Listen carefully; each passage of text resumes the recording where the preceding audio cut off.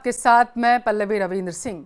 Israel और Iran के बीच cease fire के बीच में एक बहुत बड़ी खबर है। हमला हुआ है। बताया जा रहा है सीज फायर के ऐलान के बीच ईरान में बड़ा हमला हुआ।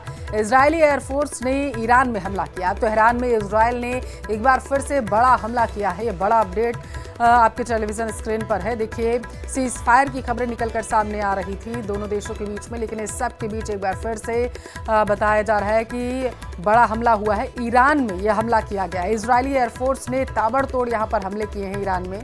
तेहरान एक बार फिर से दहल चुका है। तेहरान में इजरायल ने बड़े हमले को अंजाम दिया है। तो इस वक्त की बड़ी खबर आपके टेलीविजन स्क्रीन पर है। ईरान इजरायल जंग से जुड़ा ये सबसे बड़ा अपडेट है। बीती रात से ही कयास लगाए जा रहे थे कि दोनों देशों के बीच में सीज फायर हो चुका है, लेकिन तेहरान एक बार फिर से दहल उठा है।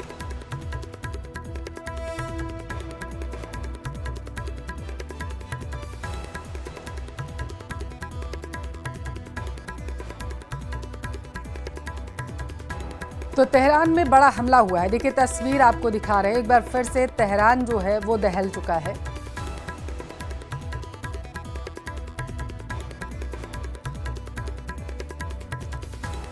इजरायल के नेवातिम बेस पर मिसाइलों से हमला हुआ है। देखिए, इस सब के बीच एक बड़ी खबर निकल के आ रही है। ईरान ने इजरायल के एयरबेस को निशाना बनाया है।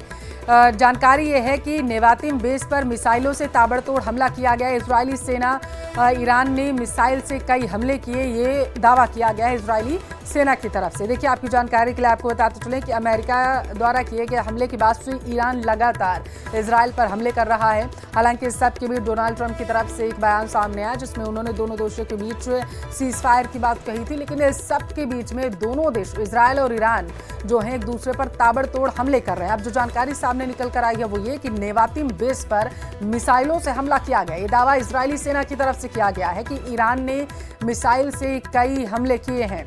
इस वक्त की ये बड़ी खबर है आपके टेलीविजन स्क्रीन पर। ईरान इजरायल महायुद्ध से जुड़ा सबसे बड़ा अपडेट है। ईरान ने एक बार फिर से एयरबेस को निशाना बनाया है। इजरायल ने नेवातिम बेस पर हमला किया गया।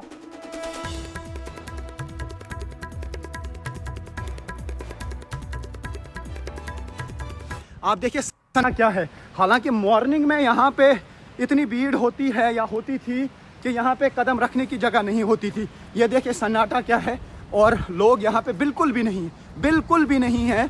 ये टेल अवीव का सी साइड है और उसे आप अंदाज़ा लगा सकते हैं। देखिए, एक आदमी मुझे मुश्किल से यहाँ इस पूरे एरिया में मूवमेंट करते हुए नज़र आ रहा है। ये देख सकते हैं आप पूरा।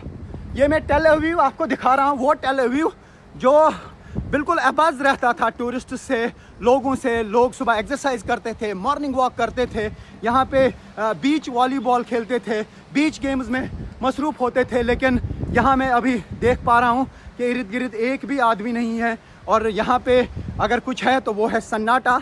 अभी मूवमेंट जो है, देखिए रेड साइन जो मैं कह रहा हूँ यहाँ पे हर जगह पे फिर आता है। यहाँ जितने भी यहाँ पे पोल हैं या जितना भी यहाँ पे एरिया उसमें लगातार रेड साइंस आती हैं। और मैं पूरा आज देश भर के, दुनिया भर के लोगों को दिखाना चाहता हूं कि वाकई में यहाँ पे बिल्कुल ऐसा सन्नाटा है जैसे सिटी में कोई रहता ही नहीं, जैसे इस एरिया में कोई रहता ही नहीं है। क्योंकि इस वक्त लोग कहाँ हैं? वो बिल्कुल अंडरग्राउंड बंकर्स में हैं, छुपे हुए हैं कि ईरानी अटैक से उनका कोई नुकसान तो नहीं होगा। अगर यहाँ पे कोई है, मैं समझता हूँ खाली मैं हूँ, ताकि मैं दुनिया को यहाँ की हकीकत दिखा सकूँ। रिस्क तो है, लेकिन थोड़ा सा मुझे लगता है कैलकुलेटेड है। हो सकता है कि समंदर के साइड से कोई मिसाइल का निशाना नहीं होगा, क्योंकि यहाँ गिर के शायद ऐसा नहीं होगा। लेकिन जहाँ पे भी निशाना होगा वो मैं दिखाने की कोशिश कर रहा हूँ, ताकि हवा में क्या कुछ हो रहा है।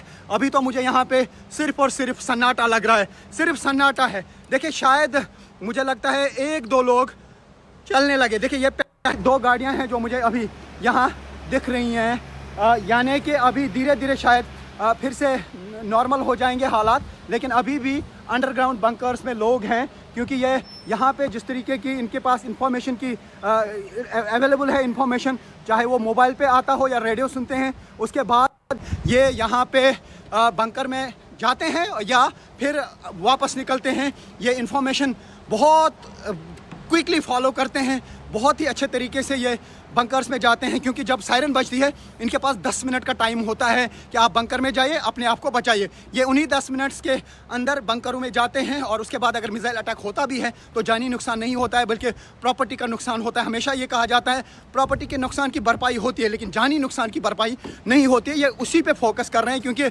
ये अमीर मुल्क है और ये अमीर लोग हैं, ये कुछ भी मैनेज कर सकते हैं। जितने भी लोग यहाँ पे निकाले गए, इवैक्यूएट किए गए, उन्हें बड़े बड़े 5 स्टार होटल्स में रखा गया है और वो सब कुछ पे करता है यहाँ की सरकार। और जो बंकर बनाए जाते हैं उसके लिए भी उनको इस्राएली गवर्नमेंट मदद करती है, क्योंकि इसराइल को पहले ही पता है कि सेंट्रल ये जो मिडल ईस्ट है, मिडल ईस्ट में वो अकेला है और मिडल ईस्ट में कोई भी उस पर हमला कर सकता है। तो वो इसी वजह से वो यूएस के साथ अच्छी रिलेशन बनाए हुए हैं ताकि उन्हें वहाँ से सपोर्ट मिले। और यूएस को भी मिडल ईस्ट में कोई चाहिए था जिसके कंधे पे होके वो इस मिडल ईस्ट पे ये कहा जा सकता है अपना इन्फ्लुएंस बना के रखता। यही वजह है कि मिडल ईस्ट में अब इनके पास ये एयर बेसिस हैं जिनमें से एक पे कल अटैक हुआ। ये तभी मुमकिन हो पाया जब इसराइल की डोमिनेंस को वो तरजीह दे रहे हैं और वो अपनी मिडल ईस्ट में, क्योंकि तेल का कारोबार भी बड़ा इंपॉर्टेंट है, उसको लेते हुए यहाँ पे अमेरिका भी चाहता है कि उनकी डोमिनेंस हो। जब उनकी डोमिनेंस होगी तभी वो तेल के ख़जानों से तेल हासिल कर सकते हैं और उन्हें कोई कभी शॉर्टेज नहीं होगी। हालांकि ये जो कॉन्फ्लिक्ट है बड़ा डीप कॉन्फ्लिक्ट है मिडिल ईस्ट का, हर किसी के लिए ये समझना आसान नहीं है। यहाँ पे डायमेंशंस अलग है, यहाँ पे पॉलिटिक्स अलग है, लेकिन जो हालात हैं अभी ईरान और इसराइल के दरमियान, ईरान का सबसे बड़ा दुश्मन इसराइल है और इसराइल का सबसे बड़ा दुश्मन ईरान है। लेकिन दो मुल्कों का मिल के एक ही दुश्मन है, वो है ईरान, क्योंकि यूएस सपोर्ट करता है इसराइल को और ये दोनों ताकतवर मुल्क है। लेकिन ईरान ने भी दिखाया कि वो किसी से कम नहीं है। ईरान का डर ज़रूर है इसराइल में, अमेरिका में। मैं यही कहूँगा, यही वजह है कि ट्रंप को ट्वीट करना पड़ा और खुद ही अनाउंस करना पड़ा सीज़ फायर। उसका मतलब किसी हद तक ये भी है कि घुटने टेकने पे मजबूर हो गया है, लेकिन ये भी है कि अगर ये दोनों मुल्क यानी यूएस और इसराइल चाहेंगे तो बहुत नुकसान ईरान का कर सकते हैं। तो ये अगर सीज़ फायर होता है तो विन विन सिचुएशन ईरान के लिए भी होगी। लेकिन ये लास्ट प्रहार करेंगे, दोनों जो है अभी लास्ट पे प्रहार ज़रूर करेंगे और वही प्रहार चल रहा है।